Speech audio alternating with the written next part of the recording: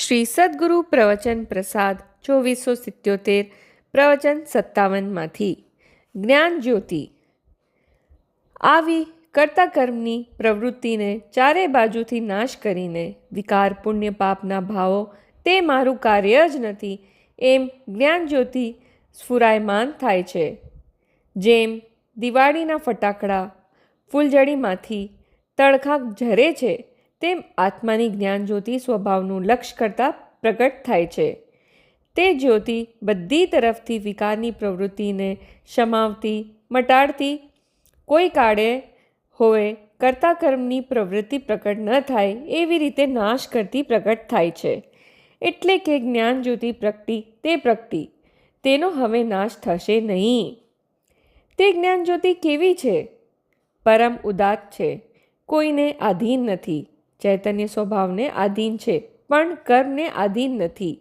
કર્મ ખસ્યું માટે જ્યોતિ પ્રગટી એમ નથી. જ્ઞાન જ્યોતિ પ્રગટવામાં કોઈની ગરજ પડતી નથી, કોઈની સહાયતાની જરૂર નથી. સંસારમાં તો લગ્નમાં સગાની ઓશિયાળી, નોકરીમાં શેઠની ઓશિયાળીને ભોગવવી પડે છે, તેમ અહીં કોઈની ઓશિયાળ ભોગવવી પડતી નથી. આત્માની જ્ઞાન જ્યોતિ ખીલવવામાં કોઈની સહાયતાની જરૂર નથી. આવી જ્ઞાન જ્યોતિ કોઈની સહાય માંગે નહીં અને પોતાની સહાય છોડે નહીં. તે કોઈને કરે નહીં પણ બધાને જાણે એવો એનો સ્વભાવ છે. અત્યંત ધીર છે. જેમ કેરી પાકે ત્યારે આંબો નમી જાય તેમ ચૈતન્ય સ્વભાવ તરફ ઢળતા જ્ઞાન કરતું જાય પણ ફૂદડા મારે નહીં.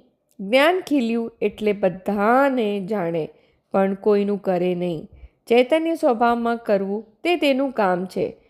દેશનું કરી દઉં, કુટુંબનું કરી દઉં, શાસ્ત્રનું કરી દઉં અને જૈન ધર્મનું કરી દઉં એવો જ્ઞાનનો સ્વભાવ નથી. પણ જ્ઞાન તો ધીરું છે, શાંત, અનાકૂળ છે.